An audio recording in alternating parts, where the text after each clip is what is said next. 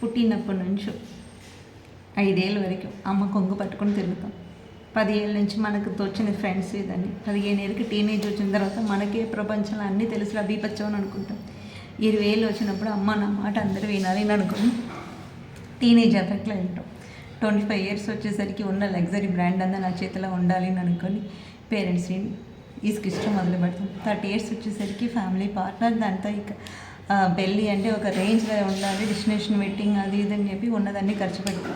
35 ఇయర్స్కి లైఫ్ ఏంటో అర్థం అవ్వదని కూర్చోబెట్టి పని చేసి 10 పైసలు సంపాదించిన తర్వాత డబ్బులోడ విలువ తెలిసి వచ్చినట్టు ఉంటాం.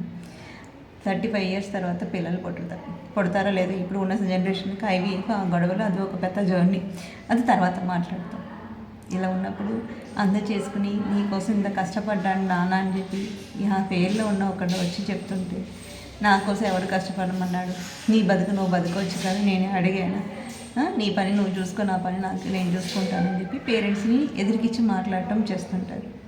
ఇదన్నీ మీకు మీ అందరికీ బాగానే ఉంటుంది, కానీ మీకు ఫుడ్ ప్రొవైడ్ చేయటం, ఎడ్యుకేషన్ ప్రొవైడ్ చేస్తాం, మీకు లగ్జరీ ప్రొవైడ్ చేస్తాం, మీ ఇష్ట నష్టానికి నడుచుకోవటం కదా పేరెంటింగ్ ఒక శాపంలాగా ఉంటుంది. ఈ బుక్లో రాయలేదు గుడ్ పేరెంటింగ్ బ్యాడ్ పేరెంటింగ్. ఇప్పుడు ఉన్న జనరేషన్కి మనీ ఉంటే అది గుడ్ పేరెంటింగ్ అవుతుంది, మనీ లేకపోతే అది బ్యాడ్ పేరెంటింగ్. అడిగేదన్నిటికీ ఎస్ చెప్పాలి, లేదంటే అది కాదు.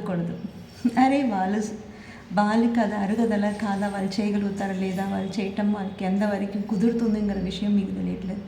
అలా ఎక్కువ మంది సూసైడ్ చేసుకోవటం, అనవసరమైన అప్పుల పాలయ్యి సూసైడ్ చేసుకోవడం, మీ కోరికలు తెలిసిన తీర్చలేక మెంటల్గా వాళ్ళు ఎంత ట్రోమా అనుభవిస్తున్నారో మీకు తెలియదు.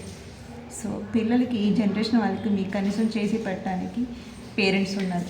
నెక్స్ట్ జనరేషన్కి మీరే పేరెంట్ అవుతారు, అప్పుడు ఈ విలువ అన్నీ తెలిసి వస్తుంది. సో పేరెంట్స్ని ఎప్పుడు సఫర్ చేసి దాని నుంచి ఎంజాయ్ చేయాలి అని అనుకోవద్దు, వాళ్ళని హ్యాపీ చేసి ఎంజాయ్ చేయండి, వీలైతే ట్రై చేయండి.